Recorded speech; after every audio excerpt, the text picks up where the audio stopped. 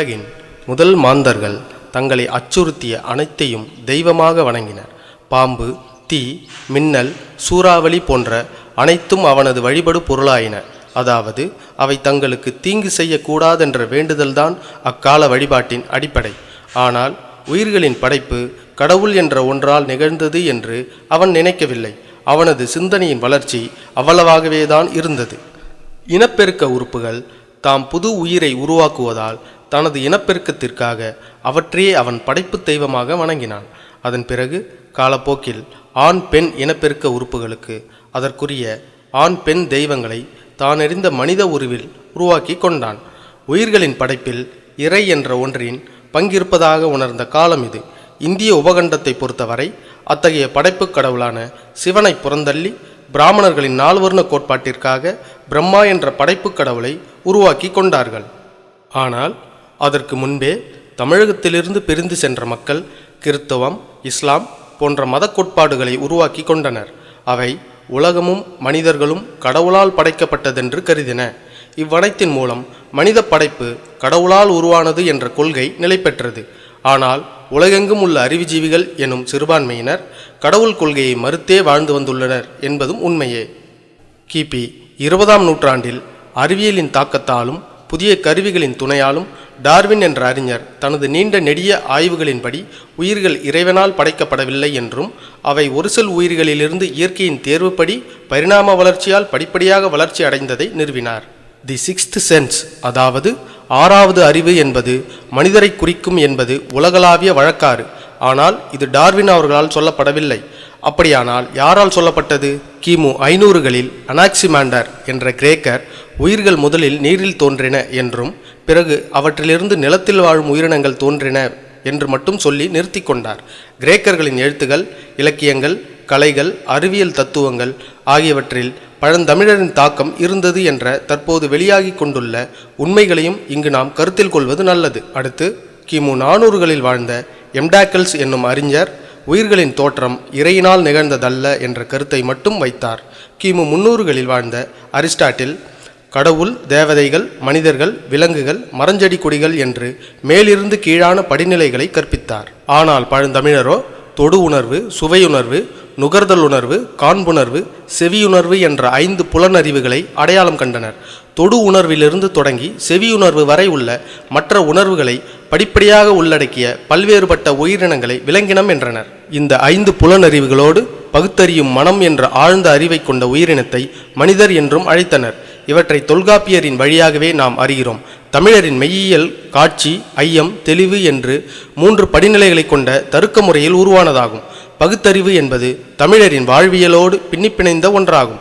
எனவேதான் தமிழரின் ஆன்மீக மெய்யியல் கூட பகுத்தறிவையும் தருக்கத்தையும் உள்ளடக்க வேண்டிய கட்டாயம் இருந்தது. இதை சிவன், நக்கீரன், தருமியின் புராண நிகழ்வுகளின் ஊடாக உணரலாம். ஆறுமுக நாவலர் வள்ளலாரின் திருவருட்பா மீது தொடுத்த வழக்கையும் தமிழரின் தருக்க பாரம்பரியத்தின் சான்றாக காணலாம். ஆக இப்படிப்பட்ட நீண்ட தருக்க மரபை கொண்ட தமிழரின் பகுத்தறிவு பாரம்பரியத்தை புறந்தள்ளி தமிழரின் பகுத்தறிவு என்பது 20ஆம் நூற்றாண்டில் சில தனி மனிதர்களால் கற்பிக்கப்பட்டது என்று கருதுவது கடைந்தெடுத்த கைமைத்தனமாகும். பகுத்தறிவு என்பது தமிழரோடு பல்லாயிரக்கணக்கான ஆண்டுகளாய் பொருந்திய அறம் சார்ந்த அறிவியல் முறையாகும். தனது அதீத பகுத்தறிவின் ஊடாக தமிழன் தான் வாழ்ந்த நிலங்களை குறிஞ்சி, முல்லை, மருதம், நெய்தல், பாலை என்று 5 திணைகளாக பகுத்தான்.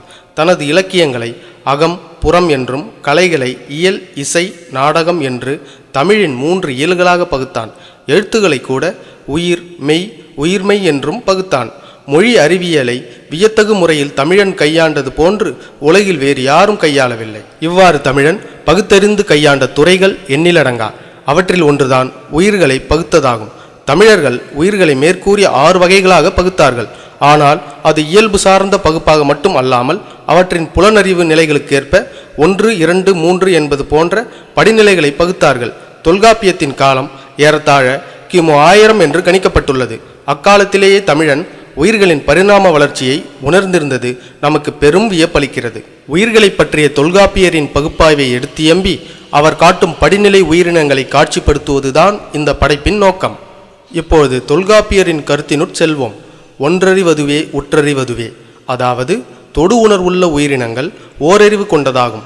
தொட்டால் சினிங்கி வாயிலாக செடி கொடிகளுக்கும் தொடு உணர்வு உண்டு என்பதை நாம் உணர முடியும். உலகில் முதலில் தோன்றிய உயிரினங்கள் நீர்வாழ் தாவரங்களே.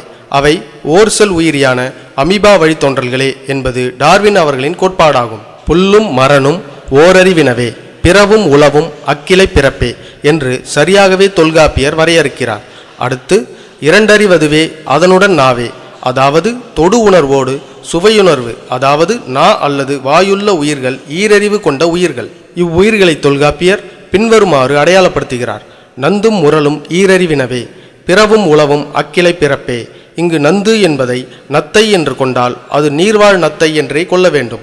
ஏனெனில் நிலவாழ் நத்தைக்கு தொடக்க நிலை கண்கள் உண்டு. அதேபோல முரல் என்பதை சிப்பி மற்றும் ஜெல்லி ஃபிஷ் போன்ற எலும்பில்லாத நீர்வாழ் மீன் வகைகளை அவர் இரண்டறிவுள்ள உயிரிகளாக அடையாளம் காட்டுகிறார். மற்ற பல மீன் வகைகளுக்கு கண்கள் உண்டு என்பதை தொல்காப்பியர் அறிந்திருக்க வேண்டும். நம்மை பொறுத்தவரை நந்து என்பதற்கு மண்புழு என்ற பொருளும் அக்காலத்தில் இருந்திருக்க வேண்டும். மண்புழு ஈரறிவு உயிர்களுக்கு ஒரு சிறப்பான எடுத்துக்காட்டாகும். இதற்கு தொடு உணர்வும் வாயும் உள்ளதை இங்கு காட்டப்படும் படத்தின் மூலம் அறியலாம். இதற்கு கண், மூக்கு, காது போன்ற அவயங்கள் இல்லை. இவை ஒரு நீர்வாழ் உயிரினமே. அடுத்த 2 அறிவு வகை உயிரினங்களை வரையறுப்பதில் தொல்காப்பியரோடு நாம் சற்று மாறுபடுகிறோம். அவரது வரையறையை முதலில் பார்ப்போம். வாசம் அறிதல் என்பது நிலவாழ் உயிரினத்தின் பண்பு என்பது தொல்காப்பியர் அறிந்திருக்கிறார். அதோடு கண்களின் அமைப்பு நுட்பம் வாசம் அறியும் அவை நுட்பத்தை விட மேலானது என்பதும் தொல்காப்பியர் அறிந்ததே. எனவே அவர் வாசம் அறியும் அவயத்தை மூக்கென்றே அழைத்து அதை 3வது அறிவாகவும் கண்களை 4வது அறிவாகவும் வரிசைப்படுத்துகிறார். கரையான், எறும்பு போன்றவற்றின் அபாரமான வாசம் அறியும் தன்மையும் அவற்றிற்கு எலும்புகள் இல்லை என்பதையும் கொண்டு அவற்றை 3 அறிவுக்கு சான்று பகர்கிறார். எலும்பிற்கு தற்போது அறியப்படும் காம்பவுண்ட் ஐ என்னும் கண்ணிருந்தாலும் அது முறையான கண்ணில்லை என்பதையும் அவர் உணர்ந்திருக்கிறார். அடுத்து கண்களை 4வது அறிவாக தெரிவிக்கிறார். அதற்கு நண்டையும் தும்பியையும் சான்றாக பகர்கிறார். அவர் காலத்தின் அறிவுப்படி அவரது உயிர் பகுப்பு சரியானதே. 3 அறிவதுவே அவற்றோடு மூக்கே. சிதலும் எறும்பும் மூவறிவினவே, பிறவும் உளவும் அக்கிளை பிறப்பே. 4 அறிவதுவே அவற்றோடு கண்ணே. நண்டும் தும்பியும் 4 அறிவினவே, பிறவும் உளவும் அக்கிளை பிறப்பே. ஆனால் பரிணாம வளர்ச்சியில் நீர்வாழ் உயிரினங்களுக்குத்தான் முதலில் கண்கள் உருவாகின என்பது அறிஞர்களின் கருத்து. அதற்கு சான்றாக அடுத்து வரும் 3 காரணிகளை வரிசைப்படுத்தலாம். 1. 400 - 700 நானோமீட்டர் வரையுள்ள ஒளியலைகளை தொகுப்பைத்தான் கண்கள் உணர்கின்றன. 2. பொதுவான ஒளியின் மற்ற ஒளி அலைகளை நீர் மூலக்கூறுகள் விழுங்கிவிடுகின்றன. 3. கிடைப்பதற்கு தகுந்தவாறுதான் இயற்கை தேர்வு செய்யும் என்ற நேச்சுரல் செலக்ஷன் முறை. எனவே நீர்வாழ் உயிரினங்களுக்கே முதலில் கண்கள் தோன்றின என்று கருத இடமுள்ளது. எனவே 3வதாக தோன்றிய அறிவாக தற்போது ஞானத்தின்படி கண்களை ஏற்கலாம். அதோடு கண்களில் பல வகை கண்கள் உண்டு என்பதையும் நாம் உணர வேண்டும்.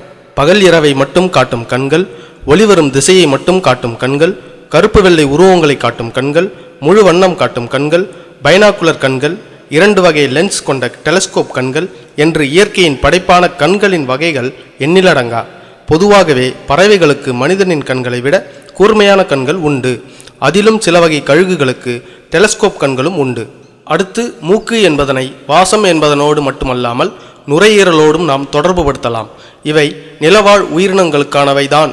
எனவே தொல்காப்பியரின் வரையறையில் 3வது அறிவு உயிரிக்கும் 4வது அறிவு உயிரிக்கும் இடையில் மட்டும் இடமாற்றம் செய்தால் சரியாக இருக்கும் என்பது நமது எண்ணம். அதாவது முதல் 3 அறிவுகள் நீர்வாழ் நிலையிலேயே உயிர்களுக்கு உருவாயினவென்பதும் மற்ற 3 அறிவுகளும் நிலவாழ் காலங்களில் உருவாயினவென்பதும் முறையான பகுப்புதான். எனவே தொல்காப்பியரின் வரிசைப்படுத்தலில் 3வது 4வது அறிவுகளுக்கிடையில் மட்டும் இடமாற்றம் செய்து கொள்கிறோம். நாங்கள் உயிரியல் அறிஞர்கள் அல்ல.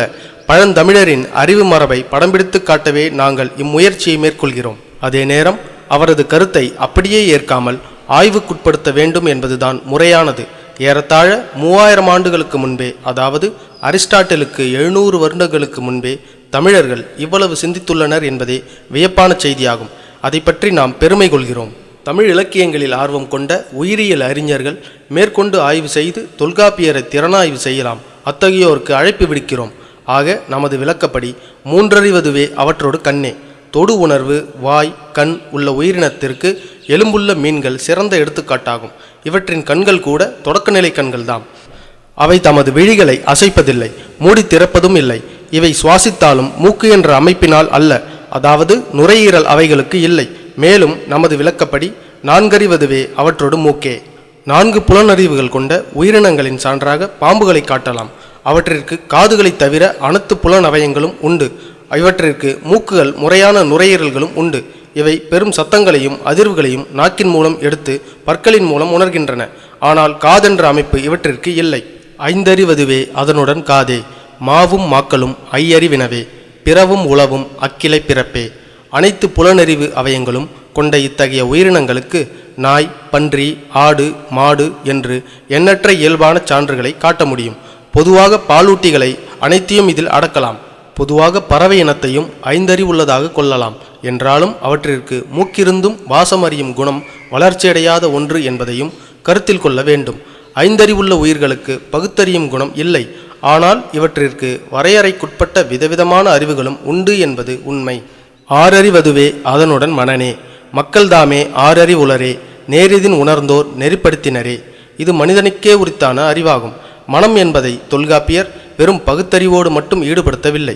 அது பகுத்தறிவோடு மனிதனின் பண்பாடு, ஒழுக்கம், உயிர் நேயம், படைப்பு திறன் என்ற அனைத்தையும் உள்ளடக்கியதாகும். இத்தகைய அறிவு கருவூலங்கள் தமிழில் உண்டு என்பதை நாம் உணர வேண்டும். இவற்றை உணராததால் தான் தமிழன் தாழ்ந்தான்.